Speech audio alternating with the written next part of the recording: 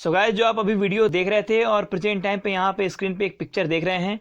ये है 23 जून की, जिसमें पतंजलि रिसर्च इंस्टीट्यूट और national institute of medical science university जो जयपुर की है, इन दोनों संस्थान ने मिलकर के एक आयुर्वेदिक औषधि का निर्माण किया जो कि कोविड-19 के खिलाफ बहुत ही अच्छा कारगर हो रही है, ऐसा पतंजलि रिसर्च इंस्टीट्यूट का दावा है। आज के इस वीडियो में हम डिस्कस करेंगे कि आखिर जो आयुर्वेदिक औषधि बनाई गई है जिसका नाम है कोरोनिल पतंजलि किट, ये कितना कारगर है और इसको लेकर के अभी क्या कंट्रोवर्सी हुई है,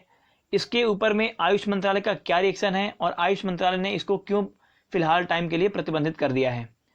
और इसके प्रतिबंधन के क्या रीजन थे, उसने क्या क्या इसके लिए एविडेंस मांगे हैं, इन सभी के बारे में हम इस वीडियो में डिस्कस करेंगे। लेकिन उससे पहले मैं आपको बता दूं, अगर आप किसी भी एग्जाम की प्रिपरेशन करते हैं तो हमारे चैनल को आप सब्सक्राइब कर लीजिए, बिकॉज हम डेली मॉर्निंग में आपको बेस्ट करंट अफेयर्स प्रोवाइड कराते हैं। सो यहाँ पे आप देख सकते हैं पिक्चर में, ये हैं आचार्य बालकृष्ण जो कि पतंजलि रिसर्च इंस्टीट्यूट के सीईओ हैं, और ये हैं योग गुरु बाबा रामदेव, और ये हैं national institute of medical science university Jaipur के प्रोफेसर डॉक्टर बलबीर सिंह, जिन्होंने 23 जून को एक आयुर्वेदिक औषधि जिसका नाम है कोरोनिल पतंजलि किट, इसको लॉन्च किया। और अकॉर्डिंग टू पतंजलि, यहाँ पे आप पतंजलि आयुर्वेद का ट्वीट देख सकते हैं जिसमें ये साफ साफ लिखा गया है कि ये जो दवा है कोरोनिल स्वासरी, ये पूरी तरह से कोविड-19 के लिए बनाया गया और ये पूरी तरह से एविडेंस बेस्ड एक दवा है। तो यहाँ पे हम डिस्कस कर लेते हैं कि पतंजलि के अकॉर्डिंग क्या क्या दावे किए गए हैं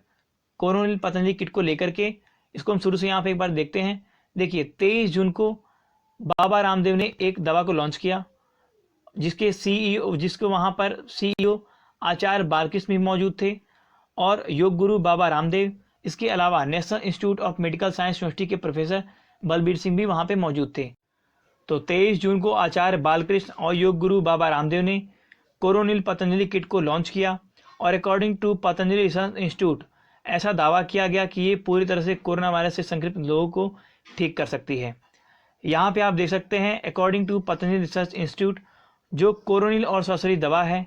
ये पतंजलि रिसर्च इंस्टीट्यूट और national institute of medical science university के प्रोफेसर डॉक्टर बलबीर सिंह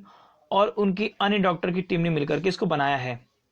और जिसमें पतंजलि रिसर्च इंस्टीट्यूट ने यह दावा किया है कि ये किसी भी कोरोना से संक्रमित पेशेंट को 3 से 7 दिनों के अंदर में पूरी तरह से ठीक कर सकती है। अगर पतंजलि रिसर्च इंस्टीट्यूट के अकॉर्डिंग हम आंकड़े पे चर्चा करें तो अपने लॉन्चिंग सेरेमनी में बाबा रामदेव ने कहा कि वे 100 ऐसे मरीजों पे ट्रायल कर चुके हैं जो कोरोना वायरस से संक्रमित थे, और उनमें से 3 दिनों के भीतर में 69% पूरी तरह से जो रोगी थे वो स्वस्थ हो गए, और 7 दिनों के अंदर में 100% पेशेंट स्वस्थ हो गए, और जिनकी रिपोर्ट कोरोना वायरस के लिए पॉजिटिव आई थी उनकी रिपोर्ट अब निगेटिव आ गई। और इस दवा को घर घर तक पहुंचाने के लिए पतंजलि रिसर्च इंस्टीट्यूट ने एक ऐप को भी लॉन्च किया था जिसका नाम था कोरोनिल पतंजलि ऑनलाइन ऐप, और इस दवा की कीमत रखी थी मात्र 425 रुपये।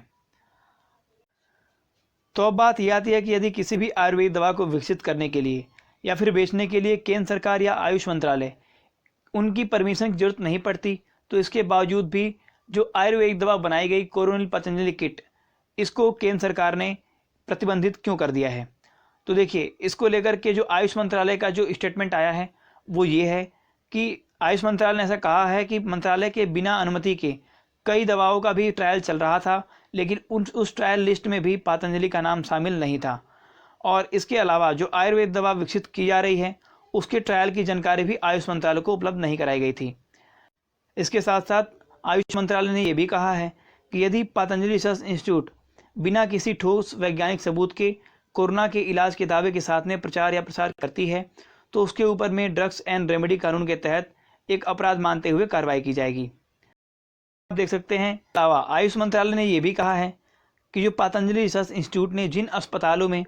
इन दवा का ट्रायल किया है, जिन मरीजों के ऊपर में इस दवा का ट्रायल किया है, उसका विवरण भी सरकार को मुहैया कराए। इसके साथ साथ देखिए, अगर यदि किसी भी हम दवा का ट्रायल करते हैं तो उससे पहले clinical trial register of India में उस दवा का रजिस्ट्रेशन कराना होता है, तो आयुष मंत्रालय ने उस रजिस्ट्रेशन कॉपी की भी एक प्रति मांगी है। इसके साथ साथ देखिए, अगर किसी भी राज्य में दवा का उत्पादन किया जाता है तो उससे पहले वहाँ की जो लाइसेंस अथॉरिटी होती है उससे परमिशन लेना पड़ता है। इसीलिए जो आयुष मंत्रालय है, उत्तराखंड के जो लाइसेंस अथॉरिटी है उससे उस दवा को दी गई जो परमिशन लेटर है उसकी एक प्रति भी मांगी है। अब देखिए यहाँ से हम क्या उम्मीद कर सकते हैं, तो मेरे हिसाब से तो यही है कि देखिए अगर ये दवा सचमुच कारगर होती है तो हो सकता है कि जो आयुष मंत्रालय है वो उसको अपने निगरानी में एक बार जो ट्रायल करवाए, और अगर वो ट्रायल सक्सेसफुल होता है तो इसके बाद इसकी परिणाम यही हो सकता है कि एक भारत एक विश्व गुरु के रूप में भूमिका निभा सकता है पूरे विश्व के सामने में। और यहाँ पे सबसे अच्छी बात तो ये है कि 7 दिन के अंदर में 100% पूरी रिकवरी हो रही है, और इसकी जो कीमत है मात्र 435 रुपये है, जिससे हर जो कैटेगरी के लोग हैं उन तक ये दवा आसानी से। था आज का वीडियो कैसी लगी